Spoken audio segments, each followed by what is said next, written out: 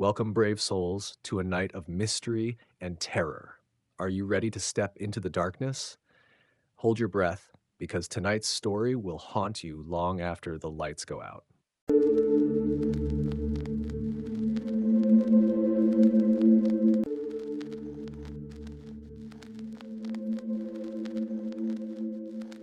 I don't live much of an exciting life, but whenever people ask me for a scary story, this is the one I tell.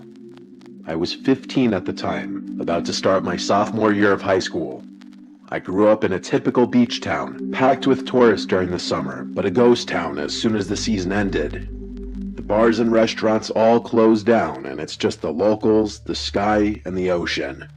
If you've never been down the shore during the off-season, I would strongly recommend it. It's one of the strangest yet most calming feelings you can get from this life. As cliche as it sounds, our house is on a street called Surf Avenue and it's only a block from the beach. Funny enough, I know how to surf. It would honestly be pretty pathetic if I lived on a street called Surf Ave without even knowing how to do it. I'd lived there my whole childhood, so the boardwalk and sand had always been a part of my routine. Damn near part of my personality, to be honest. I don't live in that specific house anymore, but the property has stayed in the family, so it still feels like a piece of me. At the time, I was on my high school varsity's cross-country team, and I was kind of obsessive about staying in shape, even during the off-season. Summers get insanely hot down the shore, so I usually ran super early in the morning or late at night, times when I wouldn't melt in the heat or have to be that jerk weaving in between crowds. That night, I decided to go for a late night run. I'd stayed up pretty late with some friends the night before and slept in that morning, so I kind of had no choice. I never brought my phone with me when I ran. It was always annoying not having music, but even that little bit of extra weight would be enough to throw me off. I don't know if they still make them anymore, but I had this rinky-dinky little Garmin watch that I used to track distance and pace. Besides that, the only other thing I'd carry was my house keys. To put it mildly, my parents were incredibly uptight about keeping the house locked, so as annoying as it was, I really had no choice but to stuff my house keys in my shorts pocket every time I went for a run, even if they were home. It was one of those non-negotiable rules. I still don't really understand why my parents were so concerned about it, especially because most private beach towns are typically super safe, but that's neither here nor there. I decided to stick to the boardwalk that night. The surface was just soft enough to be easy on my legs, but not as brutal as running on the sand. Sometimes I'd jog on the beach for a challenge, but that wasn't happening after the day I'd had. I just wanted a nice, easy long run with minimal changes in elevation or terrain. The boardwalk would give me just that. I started zoning out after a few miles, enjoying that euphoric runner's high. I always tell people, even today, if you could break that first mental barrier which occurs after about 3 miles or so, the rest of the run is easy and borderline enjoyable. Anyway, I was listening to the slap of my shoes against the wood while simultaneously trying to concentrate on the distant sounds of the ocean. I was in that perfect rhythm where you forget you're even running. But then I heard it. A faint clink. I stopped and checked my pocket. Empty. My stomach dropped. It was my keys. I crouched down, peering through the gaps in the boardwalk, but it was useless. It was pitch black under there, and there was no way I'd even be able to retrieve them from where I was. I started cursing, literally yelling out loud. I know that sounds a little silly, but the adrenaline was still pumping through me from the exercise, and I was pissed that this detour had ruined my run. I knew my parents would have killed me if I came back without those keys, so without really thinking, I jumped off the side and headed down to the sand. It was also partly a matter of pride. I wasn't just going to walk away from one of my personal belongings. Who does that? The smell under the boardwalk hit me instantly. It was like rotten seaweed mixed with stale beer. That's honestly the best way to describe it. Imagine literally filling a bathtub with seaweed and beer. It was damp and heavy, and every step I took, I kicked up sand and trash. Like I said before, I didn't have my phone with me, so the backlight on my watch was the only thing guiding me, and it wasn't doing much. I crouched down to the spot where I thought my keys had fallen. They were nowhere in sight. just more clumps of sand and scraps of garbage. I'll repeat myself, it was disgusting, but I needed those keys. I thought about just leaving them, but decided that I had gotten this far, and turning back now would mean I had gotten covered in garbage and stench for nothing. I tried shifting the sand around a bit, thinking maybe they had fallen beneath the surface, but after a few minutes, frustration started to creep in. Had I really misjudged the spot by that much? I concluded that that was the most rational explanation, that I had somehow misjudged where they had fallen. I climbed back up to the boardwalk, stood where I had stopped running, and thought about how I could be sure of the spot underneath. That's when I got this genius idea to use my shoelace as a marker. I knelt down, untied it, and slipped it between the planks, letting it hang. That way, I could crawl back under the boardwalk and spot it from below easily. As I was standing back up, something tugged on the lace and it instantly disappeared into the crack. Not a breeze, not me moving weirdly, something from below. I couldn't believe my eyes. I was literally in shock. Someone had pulled it. I took a step back and stared at the spot where my shoelace had just been. There was someone underneath the boardwalk. I instantly put two and two together. Whoever was under there probably had my keys too. My first instinct was to run home and figure it out later, but the thought of someone having my house keys, knowing where I lived, made my blood boil. Our house address was etched into them, so I couldn't just leave some stranger with that kind of access. I still don't know why I did it. Call it stupid teenage confidence, but I took a deep breath, jumped back into the sand, and crawled under again. It felt different the second time. The air felt heavier, and I was bracing myself for some kind of fight. At one point, I heard faint shuffling somewhere ahead of me. My chest tightened. I swung my watchlight toward the sound, but saw nothing, just more sand and beams. I kept moving, and I heard shuffling again, this time from a different direction. That's when I realized the noise wasn't coming from one spot. There were multiple people under there. That was enough for me. Common sense struck me in the face like a freight train. What in the world could I have possibly expected to happen? Was I just gonna fight some crackhead living under the boardwalk? That was suicide. I turned to get out of there, trying not to panic. But before I could make it all the way out, something cold latched onto my ankle. It was a hand. I screamed in pain as fingernails dug into my skin. I didn't think. I just kicked as hard as I could. My foot connected with something, and whoever was holding onto my ankle let go. I scrambled away, my legs and arms scraping against the sand and wood as I pushed myself out into the open air. I didn't stop running. I sprinted straight back to my house. When I reached the front door, I pounded on it until my dad opened up. To say he was pissed would be a massive understatement. He was livid. I was surprised he didn't get physical with me. Before he could fully flip out, I explained everything. The keys, the shoelace, the people under the boardwalk. The commotion woke my mom up, who was furious at first, but when she saw the marks on my ankle, her expression shifted to something closer to fear. My dad didn't waste time. He called the police, and the next morning, we had a locksmith come out and change all the locks on the house. For a couple of days, things felt normal again. I figured that was the end of it, just a weird, messed up night that I'd try to forget. But then, a few mornings later, I woke up to loud knocking at the front door. It was early, way too early for visitors. I sat in bed for a while, waiting for my parents to go deal with it. When neither of them did, I decided to do it myself, so I pulled on a hoodie and went downstairs. I looked through the peephole, but there was no one there. Confused, I opened the door, looking around. There was no one in sight. I glanced around the street. No cars, no people. Right when I was about to close the door, I noticed something out of the corner of my eye. Sitting on the doormat was a shoelace. My shoelace. The one from that night. I slammed the door shut without another thought. We got a security system installed that afternoon. For weeks afterwards, my family lived in constant fear, but nothing ever happened after that. When I think back to this experience, I still can't rationalize the events that took place. Even though I don't live in that house anymore, it still kinda creeps me out that some random stranger knows where our beach house is.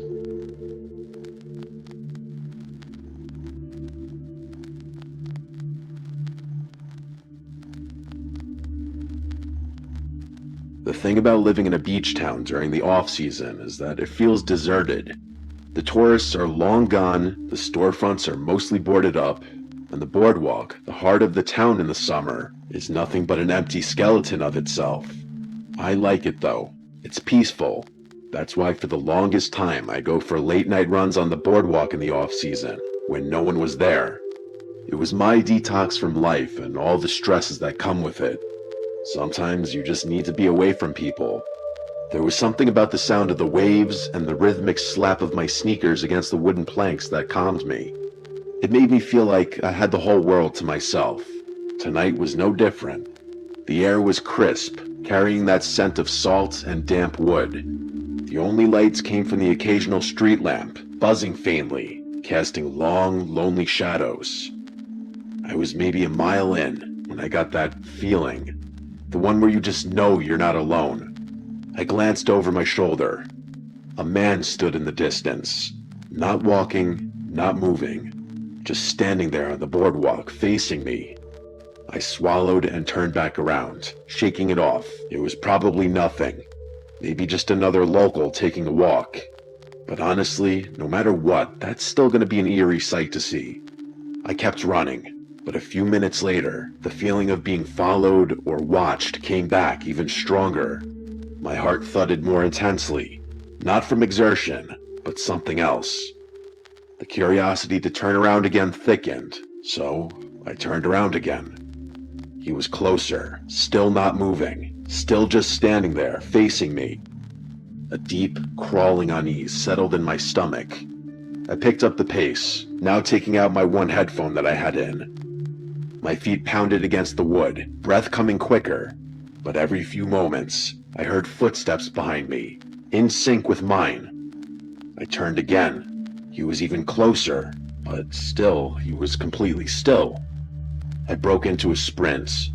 The once soothing boardwalk felt like an endless trap, stretching too far in both directions. My car was at the very end, parked right by the beach entrance. I just had to make it there. I ran harder than I ever had before. My lungs burned, my legs screamed, but I refused to stop.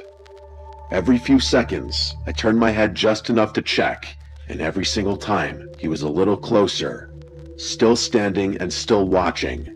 I didn't understand how he was able to stop so suddenly every time I turned around. I wasn't even looking where I was going anymore, just focused on getting away. The boardwalk exit finally came into view, and I nearly sobbed in relief when I saw my car. I fumbled for my keys, hands shaking so badly I could barely press the unlock button.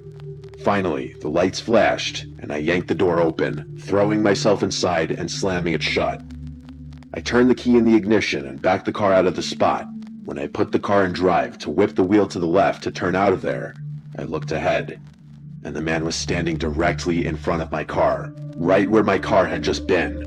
But I looked at him so briefly that I didn't even have time to make out any features. All I saw was that he had his hood up, covering a decent chunk of his face. I cranked the wheel to the left and almost spun out as I whipped my car out of there. The entire way home, I didn't care if I ran a red light, if I swerved, or if I nearly spun out. I just drove. I didn't look back. When I got home, I locked every door, every window, every possible entrance. I didn't sleep that night, and I've had a couple of nightmares referencing that experience, both in which that man appeared in some form, watching me or chasing me. My mind created its own versions of what he looked like, I guess, since I really didn't see his face, and they were not pretty images. I haven't done a winter run on the boardwalk since then.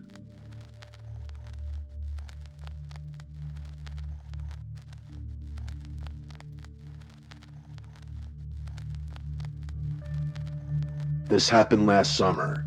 I was 22, spending a weekend at the shore with a bunch of friends in the cheapest Airbnb we could find. It was the last night of our stay. We'd been out on the beach all night with a bonfire, just hanging out, drinking, and talking. Nothing crazy. By the end, most of my friends were ready to call it, but I wasn't tired yet. I figured I'd walk off the buzz for a bit and then find my way to the Airbnb after that. The boardwalk at night has this weird peacefulness to it. Everything's empty. I haven't spent much time at the beach, so it was all very new and interesting to me. After wandering around for a while, I realized I really had to pee. I'm not really the type of guy to just do it in public, which is something my friends often make fun of me for, so this was a bit of an issue. I spotted one of those public boardwalk bathrooms, old, beat up, and barely lit. Not ideal, but I didn't feel like holding it until I got back. I pushed the door open, and immediately regretted it. The place smelled awful, like a mix of bleach and whatever it was trying to cover up. I figured I'd make it quick, so I went to the farthest stall. That's when I heard the door creak open again. I winced, annoyed that I'd no longer have privacy. I listened as their footsteps slowly walked around. They seemed to be circling the bathroom, which was kind of odd. At times, I thought the footsteps were coming from multiple directions, like there was more than one person, but I wasn't sure. Eventually, they stopped near the sinks. Just stopped. No movement, no coughs, nothing. The water didn't turn on either, so I wasn't really sure what they were doing. I finished up, ready to get out of there, but when I went to push the stall door open, it didn't budge. I jiggled the latch, but the door was still stuck. I wanted to punch the stall door, that's how angry and uncomfortable I was, but then the footsteps started again. They were closer this time, and I got this really knotty feeling in my chest. I felt like someone was holding the door shut. I tried to shove the door with my shoulder, but still nothing. The adrenaline was starting to kick in, and a part of my brain began connecting the dots. I decided I wasn't just going to sit there like some helpless target. I charged the door with all the force I could muster, and it finally gave way, sending me stumbling out. As I burst out of the stall, I noticed the bathroom door swing shut, like someone had just walked out. I scanned the bathroom, which was now empty. That person who had been walking around in there was seemingly gone. I hastily washed my hands and went to get out of there. I grabbed the door handle, but it wouldn't budge. The handle wouldn't even turn, as if the bathroom had somehow been locked from the outside. I froze. My mind was racing at that point. Was this some kind of prank? I thought it was maybe one of my friends screwing with me, but that didn't really make sense. They had all left already. They didn't even see where I had gone. Plus, this wasn't really something any of them would do. Either way, I was pretty freaked out at that point, so I just gritted my teeth and started banging on the door. I yelled for whoever was out there to open up, but I didn't get a response. Just then, I heard movement in one of the stalls behind me. I whipped my head around, and even though I couldn't see anything, I knew there was a person in one of those stalls. That meant there had been two people in there the whole time. I didn't see any feet under any of the doors, so they must have been standing on one of the toilets, which was even more concerning. I thought about calling the police, but I needed to get to safety first. I was in danger. I noticed a grimy window up near the ceiling. It wasn't big, but I didn't have another option. I climbed onto the sink beneath it, which I literally thought was going to break under my weight, and I shoved the window open. As I was halfway out the window, one of the stall doors burst open behind me, and I locked eyes with a man. He was really hairy and the palest skin I've ever seen. He was dressed like a teenager, but this guy had to be like 50 years old. I didn't waste another second. I scrambled the rest of the way through the window and dropped down onto the boardwalk. My knee hit the ground hard, but I didn't care. I just ran. When I got a safe distance away, I called the cops. They showed up pretty quickly. It was a beach town after all, but by the time they checked the bathroom, that guy was long gone. That part of the boardwalk was dead. No cameras, no shops open that late, so it's not like there were any cameras they could check. I showed the officers where everything had gone down, and one of them pointed to the scratches on the bathroom door handle, saying it looked like someone had messed with it. We all agreed whoever it was didn't want me leaving, which was not the most comforting thing. The officers told me I was smart to escape through the window, and that was that. I had to leave the beach the next day, so I never got any kind of update on the situation. I doubt the police even really investigated much anyway.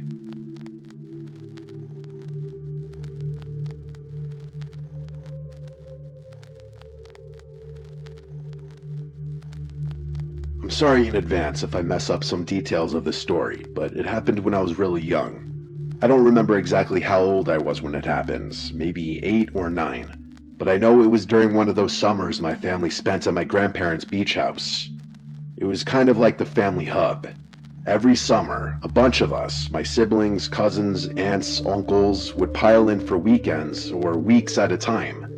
The house wasn't super fancy or anything, but it had like a million bedrooms and could sleep our whole family easily. It was also really close to the beach, so I used to spend entire days playing in the sand and exploring the neighborhood on my bike. Every summer I spent there was amazing. It still feels like an extended fever dream, especially now as I'm getting further and further removed from that blissful childhood. I remember that summer being different though.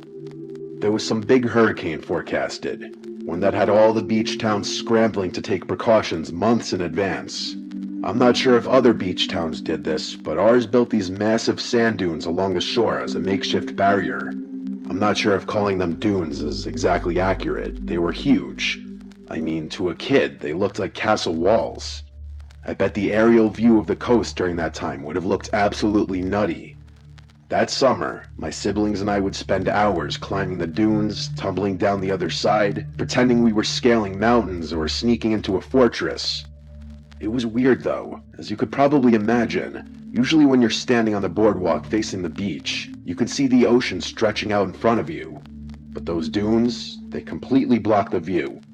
You'd walk along the boardwalk, and instead of water, there was just this giant wall of sand. The beach also closed after a certain hour, like the lifeguards would go off duty and people weren't technically permitted to go on the beach. But that never really stopped us locals.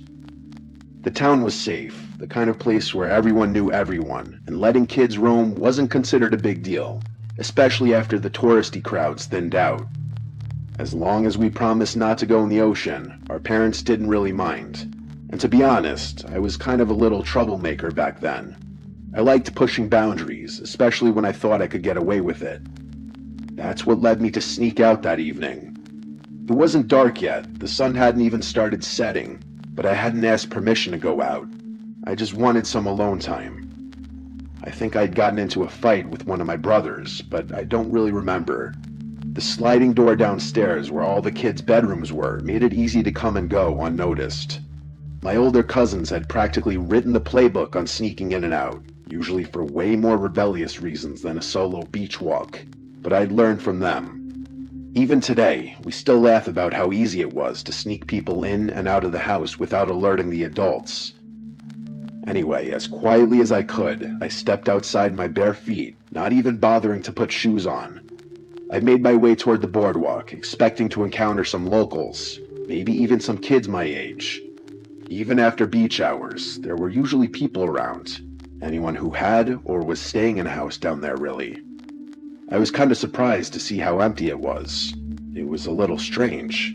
I'm talking not a single soul outside. It felt deserted in all honesty. I walked along the boardwalk for a little while, half expecting to see someone, but I never did. It was literally like the whole beach was asleep that night or something. I was about to head back when I noticed something alarming. There was a thin trail of smoke rising from beyond one of the dunes. At first, I thought it was just fog, but I took a closer look and confirmed that it was smoke. Like smoke from a fire kind of smoke. Smoke on the beach wasn't that unusual, even though it was really against beach rules and borderline illegal. Sometimes tourists lit bonfires. But there was something about how empty everything was that night that made the smoke feel wrong. To my mind, it kind of looked like a volcano, as the smoke sort of just emanated from the sand dune. I looked around for an adult, but there was no one. Just the empty boardwalk stretching out in both directions. I should have gone home, but curiosity got the better of me. Plus, my parents had taught me to never turn my back on someone in need, and this situation kind of felt like that. I climbed the sand dune a little ways away from the smoke. By the time I reached the top, I was covered in sand. I looked down the other side and saw what I expected to see, a bonfire. The weird thing is that it was completely isolated. There was no one around. There were no chairs, no coolers, nothing. Just a fire burning in the middle of an empty beach, as if whoever had set it had abandoned it. It didn't sit right with me. Even at that age, I knew leaving a fire like that was dangerous. I slid down the dune and made my way over to it. I stood there for a second, just staring at it. I didn't know what else to do, so I just started kicking sand onto it. I did that over and over until the flames were finally suffocated. I didn't want to leave it just yet. I was way too curious.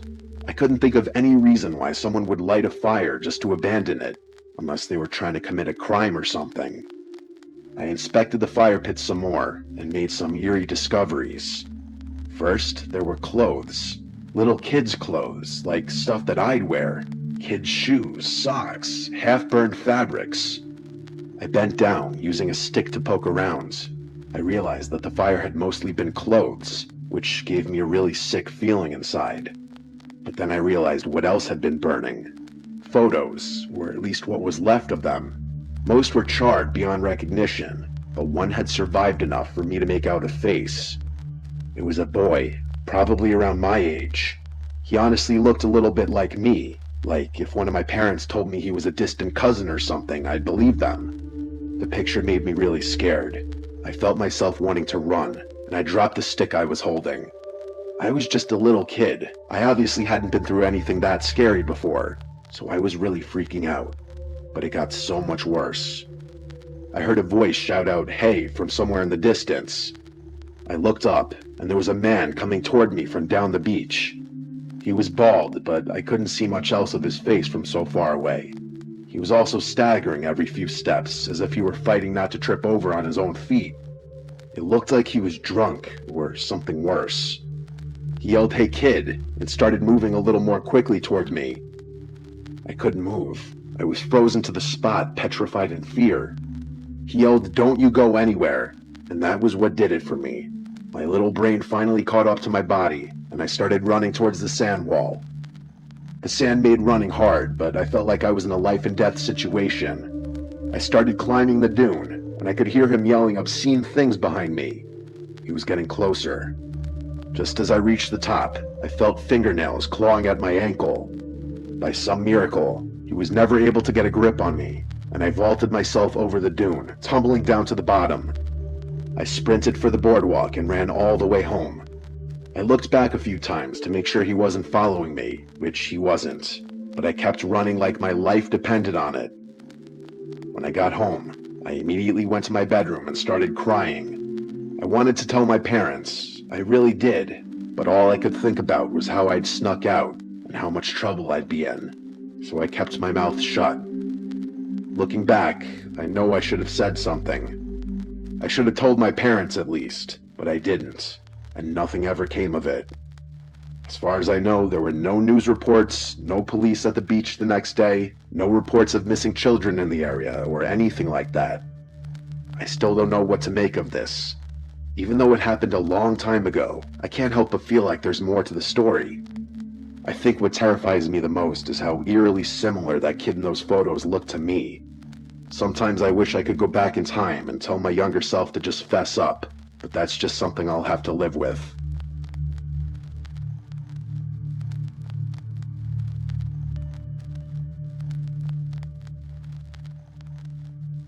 Don't miss out on amazing content. Hit that subscribe button and turn on the notification bell to stay updated with our latest videos. Join our community today.